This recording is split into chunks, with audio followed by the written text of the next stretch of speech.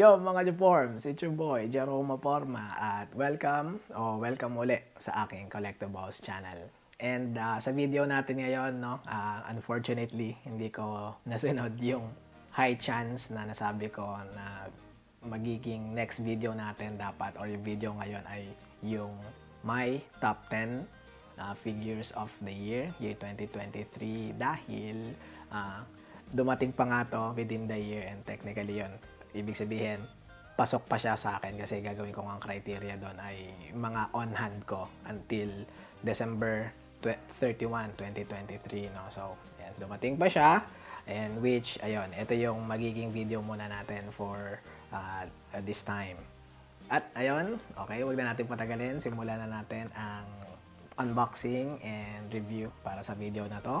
Ang ating figure ay, yan, wala nang iba kundi ang Spider-Man 2099 na version or adaptation ng Sony Universe or Multiverse second part 2 from yung kanilang animated movie na Spider-Man. So the subtitle is Across the Universe. Although na-tease naman siya sa end credits or nasa credits ng first movie part 1, pero same art na naman to pero mas detalyado tayo sa itsura niya and yung unmask niya, head niya or itsura ng tao dahil meron nga siyang unmasked head dito, no, dahil sa second movie. Okay, so eto siya, unahin na natin yung box, ipakita yung package muna. Okay, then mag-unbox tayo. Okay mga Japans, pasensya kung baka rinig yung takol ng aso ng kapitbahay pero ayan. Ito sa harap, okay, ng box. Ito siya, may malaki yung art dito ng Spider-Man style. I mean, yung naka-mask pa rin. No? So, yan siya. Magandang-maganda. Siyempre, naka-window pa rin. No? Kita si figure, si toy itself. Unahin na natin yung kanan na aking ititira. Makita pa ba yung pero yan. So, dito, hindi natin tatanggalin yung seal dyan, okay? Ito yung, kaliwa ito. Tapos, ng box, ito yung kanan ng box. Okay? Yan. Taas, may sulat lang din. Tignan natin. Tapos, pag sa baba, ayun, may vertical na art pa rin. Dito naman yung na siya, unmasked na siya. So yung tao, yung ulo dito. Okay siya. Then likod, ayan, yung mas maraming art ng mismong figure. Okay, and yung mga special accessories pa niya or accessories niya, mga pampa-effects. Okay, so yan. Okay, unbox tayo. Okay, unbox tayo. May wagang cutter. Tira natin to. Okay. Dito tayo sa right part, magtanggal ng tape. Okay.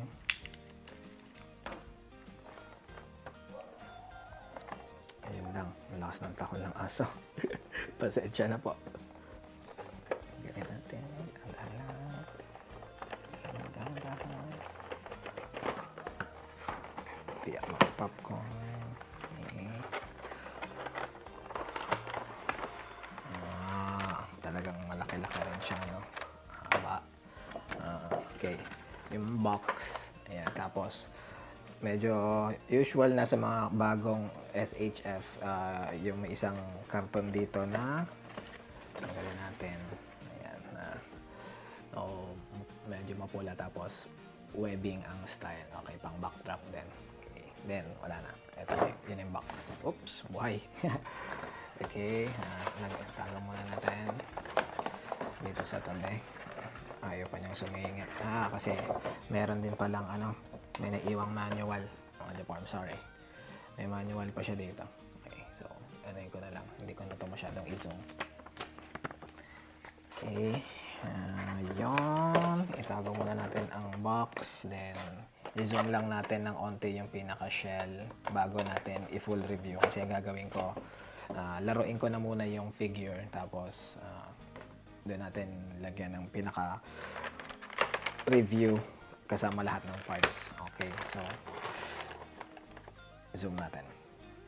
So, ayan. Okay, makita nyo, wala na siyang ano sa likod, kung ano mga parang dagdag pa. Nandito na siya sa mismo isang clamshell lang, no? Nakagitna ba? Dumakadya pa na siya. Nakagitna lang natin. Ayan, makita nyo yung figure na ito. Okay, merong dalawang set o dalawang pares ng kamay. Pagdating dito kay SHF, no, kay Bandai, wala talaga silang magnetic hands. Mismong figure, ito yung sinasabi ko na naman na gusto ko, ginawa naman nila dito na parang yung unmasked head na accessory ay may kasamang leeg na, yun nga, kumbaga, parang pag tinanggal yung maskara, ang labas nga niya ay yung dito nga hanggang sa may kwelyo. Okay, ayoko nung parang sa ano alam mong pilit lang yung leeg tapos dire-diretso dito yung hanggang dito yung parang may suit, okay, may costume. Tapos ito yung kapa niya na tama ba parang ano rin to, no, tawag sa ganito, parang nano lumalabas lang, parang nasasamo niya or what, magic ba talaga. Then webbings niya, isang maikli or ito yung mga sakto lang, then ito mas mahaba para sa effect. Then hindi ko alam ano ba to talaga yung ano niya, virtual anklets niya or bracers. So dalawang klase hindi ko masyadong aral, pero ito ang isa mas malaki, definitely yung dito mas malaki, tapos hindi ko alam talaga bakit ito maliit. Okay, so yun na pinaka ano pala niya, no, laman niya, no, yan. So ganyan siya figure, dalawang ito pa pala, sorry, munti ko pa malimutan, ano din kaya tong kulay asul na to, hindi ko rin sure mga Japans, but check na lang natin. Bale, ayun muna, lalaroin ko rin para masabi ko din sa full review yung articulations and lahat-lahat. So yun. So ayan mga Japorms, isang ikot lang muna tayo, but ayan, ito na yung figure. Okay,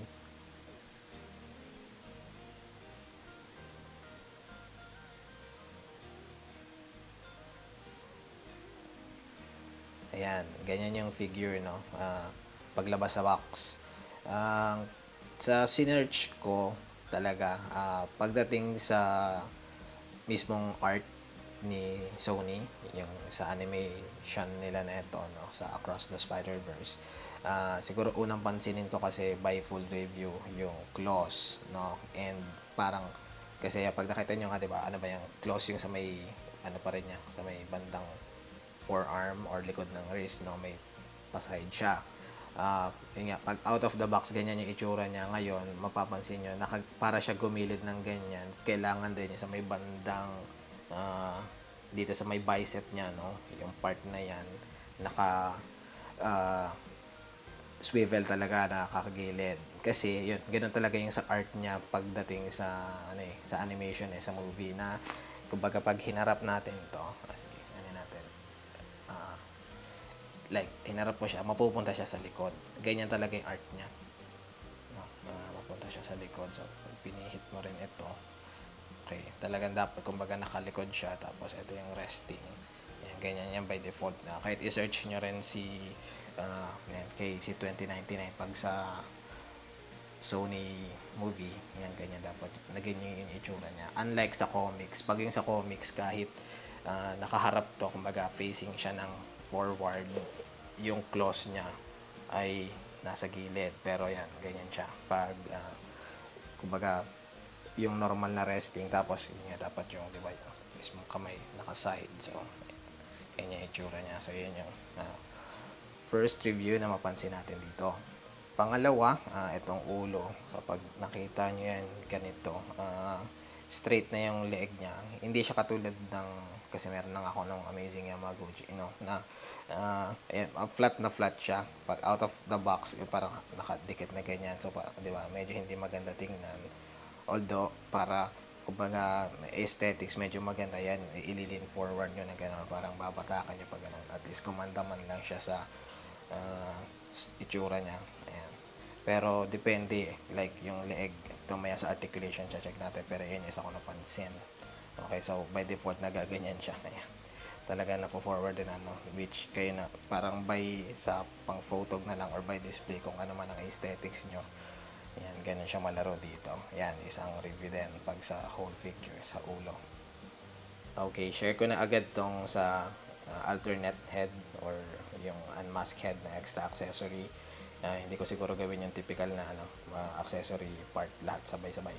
Pero ayan, so ayan, maganda nga dito na yung nabanggit ko nga kanina sa intro sa pag-unbox, yung gusto kong style ng pag mismong may unmask head yung may kasama ding leeg na part na ito nga parang hanggang kwelyo lang, hanggang collar na talagang natatanggal yung maskara, parang ganyan yung effect. So may skin siya, ganyan siya, ganda. Tapos ayun, like mamaya din babanggitin ko, maganda rin yung meron talaga siyang yung embossed na mga line dito na effect niya for the figure na nagpapaganda rin. Pero pagdating to sa parang katulad din kanina, no, ganun din siya, although mas maganda to kasi may hairs na nagpapaumbo kay papana, pero pag parang by default ganito rin ata yung nakalagay hindi ko na masyadong na ano, pero ay pag nakita mo na hindi maganda na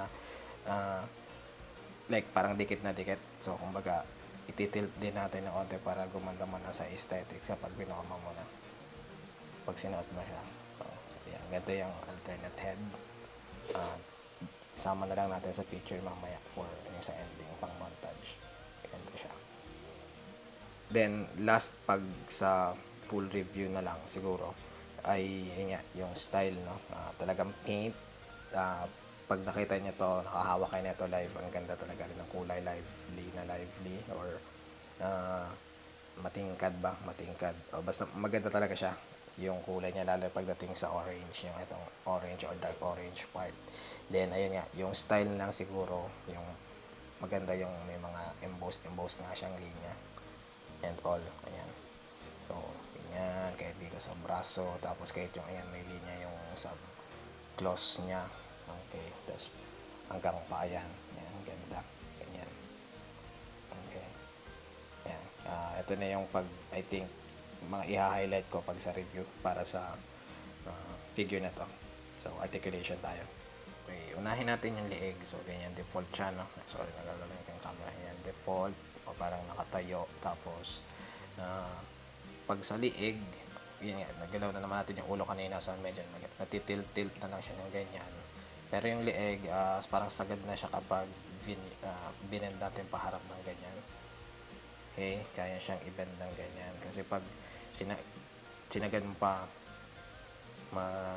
tatanggal siya sa pagkakabit So ganyan, parang at least pag pinost mo ng crouch, ganyan yung sagad niya or parang nakabend ng pag ano, no? So ayan, ganyan siya sa leeg. So pag binalik lang natin straight, ayan, ganyan, tuwid lang natin ang tayo siya. Ayan, nakawala na yung pagkatayo niya. Next, braso. Ayan, so butterfly joint. No? So pwedeng ilabas mo siya ng ganyan kapag ibabanat mo paharap yung braso, pero yan. So may single joint siya din dito.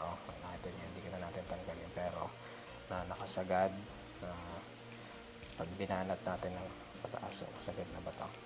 Okay, sagad na talaga siya ng ganyan. So ito yung, kaya pang batakin ng konti. Ito talaga So ganyan na yung sagad na pwedeng magawa niya na taas yung kamay kapag nakabanat na yung butterfly joint sa max. So pag nakaharap, no, ganyan na lang yung sagad. Pero pag binaliktad naman natin, kasi nga nakita niyo naman yung pag sa ganitong joint na yun, masasagad pa siya, na slide pa siya sa joint na yun, parang kayang pihitin. So pag baliktad naman yan, dito na siya kayang makapag straight. Pero pag talagang parang unang balikat or ano ba, so yung ganong pag pose ay pag hindi kaya talaga na salubong yung balikat pero pag dito yung baliktad niya, kaya naman niya. Okay, so next, ayun nga yung nasiswivel, no, nasiswivel yung braso. Okay, good, nasiswivel yung braso. Then double elbow, which is very good. Siyempre, in-expect naman natin to sa mga top tier 6-inch figures. So, yan. Then, single ball joint sa kamay. Yan, kayang mag-bend ng at least ganyan. Okay, may same.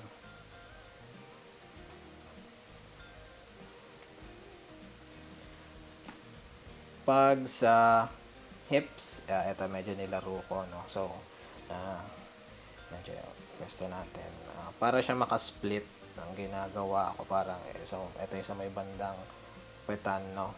Isasagad ko yung ito, ano ba tapos sa ito? Basta may part pa siya dito kasi dito kilala si, or trademark to ni, ano, ni SH Figure Arts na masyado silang madetalye pagdating sa may paa. So, parang may pinaka gantong plastic pa siya para siya makapag-split kasi hindi mo siya basta mapasplit ng ganito eh.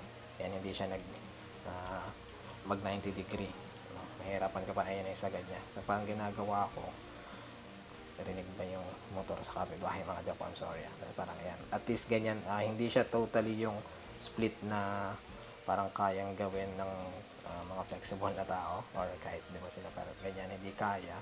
At least medyo facing front pa talaga siya. Makikita niya na ititilt mo yung maigi yung hips para lang siya yan, makaganyan siya ng naka 90 degree. So, medyo iyan na natin yung kamay para ma-highlight yung ano. So, ganyan. Kaya sa hips or sa legs. Okay. Then, ayan, thigh swivel na lang. So, ayan, gano'n naman sa pinaka-legs, no? Ayan, siguro mabanggit ko. Sa mga, ano naman nagko-collect ng SH figures, ayan, parang recently, ayan, ganito na yung naging style nila para sa legs, na para ma-articulate yung mga joints dyan. Pero ayan, then, sila, SH Figure Arts, ayan, may thigh swivel. Okay. So, napipihitin niya daw. Masyadong matigas lang talaga. Ayan, sa swivel naman yan eh. Gagalaw din. Okay, sa ganon, sagad na to na or na. Kaya naman ito yung 60 degree talaga, pero ayan. So, nasi-swivel siya. Okay. Same naman sa kabila. Thigh swivel. Of course, double knee. Double knee. Ayan. Last ay yung toe natin. Sa toe, syempre, natutupidin yan. Yan. Kaya naka 90 degree or 45. Kaya talaga itupin yung ganyan. So, yan. Usual, magandang articulation or talagang top tier articulation na kapag dito sa mga SH Figure Arts or mga recent latest. So, I think yun ay worth natin i-mention pagdating sa articulation na ito. Spidey 2099. Okay, sa accessory. Okay, unang accessory or sa kamay, dahil dalawa lang naman tong extra pares ng kamay, no? Ito, medyo, or yung relax, nakabukas talaga. Maganda lang din talaga yung pinta na ito, mga Japanese. Yan, so ganyan siya. Okay. Okay, so ito yung huling pares o yung pangalawang pares ngayon ng kamay na may parang, di ba?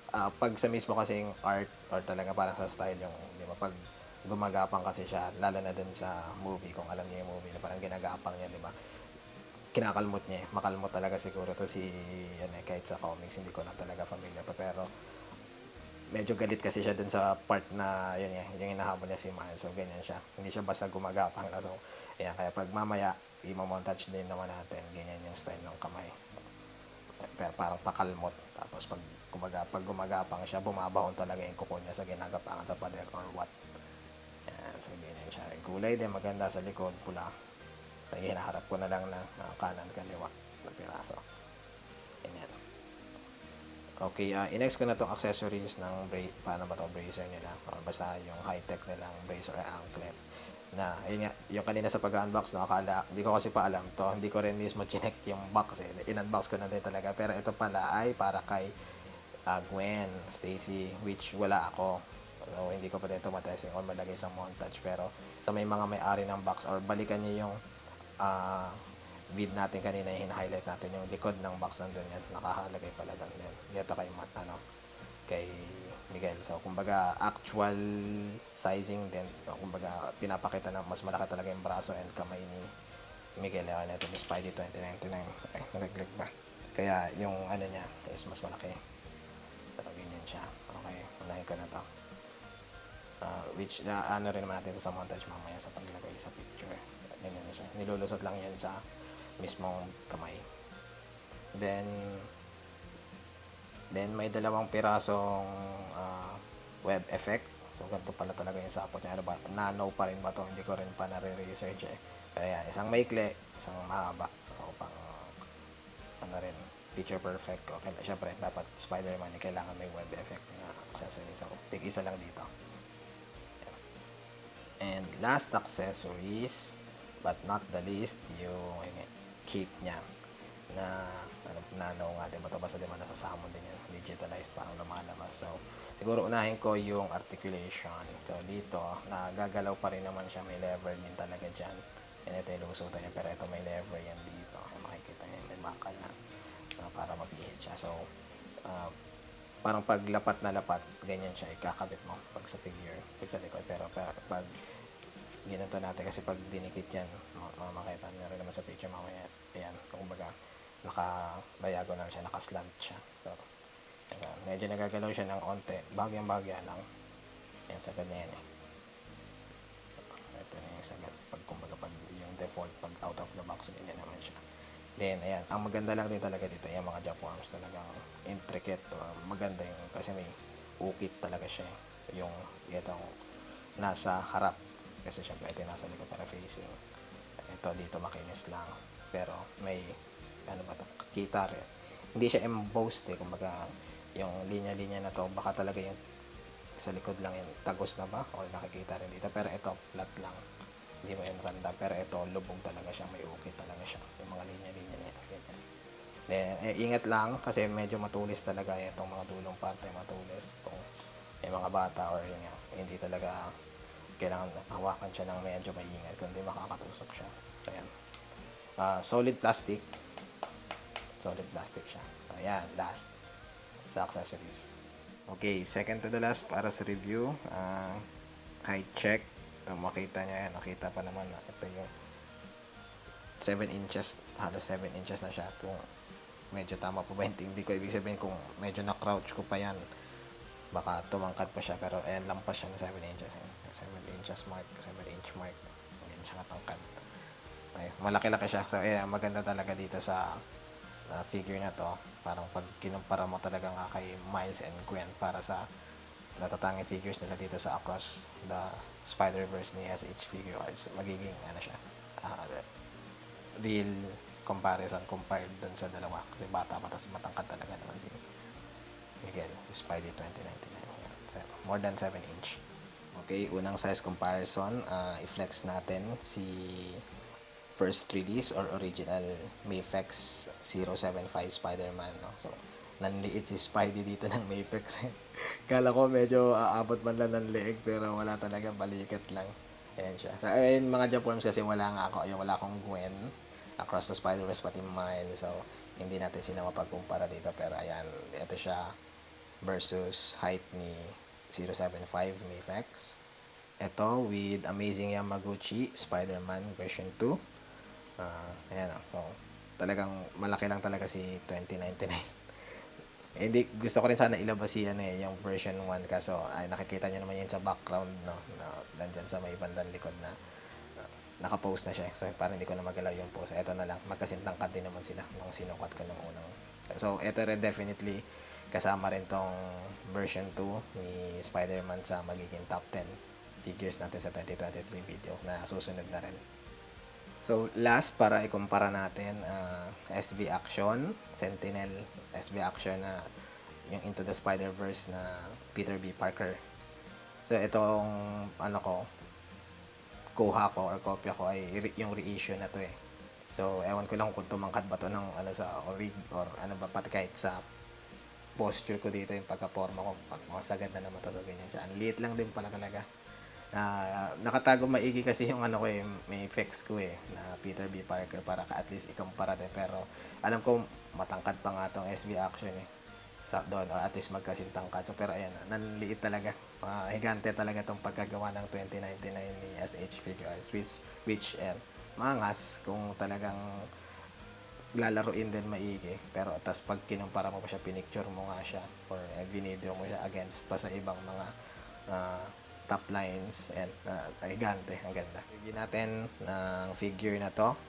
Again, SH Figure Arts, Across the Spider-Verse, Spider-Man 2099. Overall rating ko para sa figure na to, i-rate ko siya ng 9 out of 10.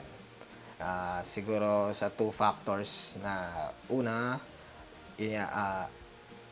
sa mga kinokollect kong lines ay ito pa talaga lang yung Across the Spider-Verse o yun nga, Into the Spider-Verse na action figure. Kaya at para sa kanya sa factor na yun, 10 out of 10 na to eh. Dahil sila yung unang naglabas, wala pa neto si, of course, Amazing Yamaguchi, puro comics yon. Figma, talagang less likely din. Ayan, tapos yun nga si Mayfex, si Mafex, wala pa neto. So yan, siya sa akin, kumbaga 10 out of 10 dahil sa parang rarity. At gano'n naman si Bandai, na mabilis silang makagawa compared pa sa iba. Pero second, parang at least na lang ay pagdating sa accessory na medyo naontian nga ako.